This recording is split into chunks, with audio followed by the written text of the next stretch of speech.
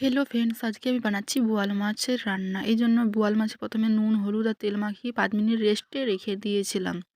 যেহেতু আমি বোয়াল মাছের কষা করব, এই জন্য আগে মাছটা ভেজে নিচ্ছি। কড়াইয়ের মধ্যে দিয়ে দিচ্ছি তেল, তারপর তেলটা গরম হয়ে গেলে বোয়াল মাছটা ভেজে নেব এবং ঢাকা দিয়ে ভাজতে হবে। তেল ছিটকে আসে প্রচুর এই মাছটা ভাজার সময়। এরপর মাছ ভাজা হয়ে গেলে কড়াইয়ের মধ্যে কালো জিরে আর তেজপাতা ফোড়ন দিয়ে এর মধ্যে আমি আদা, রসুন, একটা টমেটো, কাঁচা লঙ্কা আর জিরা পেস্ট করে রেখেছিলাম সেটা দিয়ে দেব। টমেটোটা মাস্ট লাগবে কালারের জন্য। এটা কষিয়ে আদা রসুন কষানো হয়ে গেলে আমি হলুদ গুঁড়ো, লঙ্কা গুঁড়ো, জিরা গুঁড়া দিয়ে ভালোভাবে কষিয়ে নিয়ে এরপর জল দিয়ে দিচ্ছি। জলটা ফুটে উঠলেই মাছটা দিয়ে দেব। ব্যাস, আমার তৈরি হয়ে গেল বোয়াল মাছের কষা। আজকে দুপুরের মেনুতে ছিল ডিম ভাজা, করলা আলু ভাজা, সজনে ডাঁটা আলু ভাজা, ঝিঙে আলু দিয়ে পনির তরকারি আর বোয়াল মাছের ঝাল। রেসিপি ভালো লাগলে লাইক, কমেন্ট, শেয়ার করতে ভুলবেন না। আর পনিরের ঝিঙে আলুর রেসিপিটা জানতে হলে অবশ্যই কমেন্ট করো।